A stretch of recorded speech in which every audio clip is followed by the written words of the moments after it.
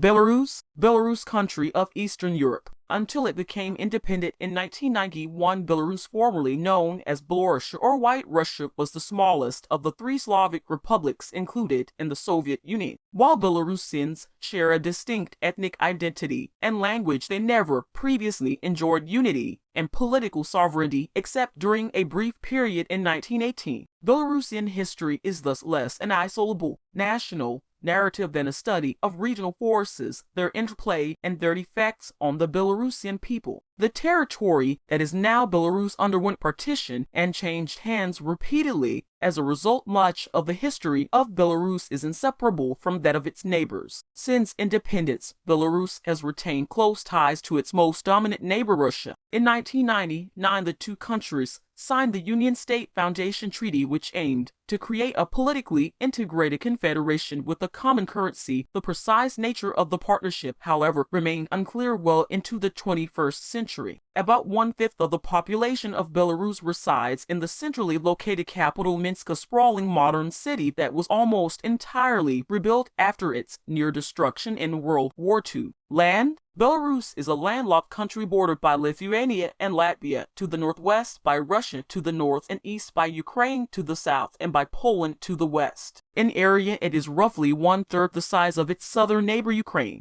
Plant and animal life: the natural vegetation of the country is mixed deciduous and coniferous forests. In the north, conifers, notably pine and spruce, tend to predominate. Southward, the proportion of deciduous trees such as oak and hornbeam increases. Birch is common everywhere, especially as the first growth on burned or disturbed areas. Over the centuries, the clearing of forest land for agricultural use has removed the greater part of the primeval forest, especially the deciduous trees which prefer richer soils. The Belarusian portion of the forest was designated a UNESCO World Heritage Site in 1992. Preserved for centuries as a private hunting forest of first the Polish kings and later the Russian Tsars, it was made a nature reserve on both sides of the frontier. The rich forest vegetation that once covered much of Europe survives here, dominated by trees that have grown to exceptional heights. Elk, deer, and boars also are found there and in other forests of Belarus, together with small game, hares, squirrels, foxes, badgers, martens, and along the rivers, beavers. Birds include grouse, partridge, woodcock, snipes, and ducks, and many of the rivers are well stocked with fish. People of Belarus: ethnic groups. Ethnic Belarusians make up about 4/5 of the country's population. Russians, many of whom migrated to the Belarusian SSR in the 1960s to 70s and 80s, form the second largest ethnic group, accounting for roughly 1/10 of the population. Most of the remainder are Poles and Ukrainians, with much smaller numbers of Jews, Latvians, Lithuanians, and Tatars. Before World War II, Jews constituted the second largest group in the republic and more than half the urban population. The genocide of European Jewry and post-war immigration nearly eliminated Jews from the republic. Languages: both Belarusian and Russian are official languages of Belarus. Belarusian, which is central to the concept of national identity, is an East Slavic language that is related to both Russian and Ukrainian, with dialects that are transitional to both. It is written in a Cyrillic alphabet and has loanwords from both Polish and Russian, which is reflective of the region's history. An older form of Belarusian was the official language of the Grand Duchy of Lithuania, of which present-day Belarus was an important component. Religion: about half of Belarusians consider themselves non-religious or atheists. Roughly 2/5 of the population adheres to Eastern Orthodoxy, which, while not the official religion, maintains a privileged status in Belarus. Roman Catholics constitute the largest religious minority. Roman Catholicism is particularly influential in the western regions, especially in Hrodna. Tiny fractions of the population follow other forms of Christianity, Judaism, or Islam.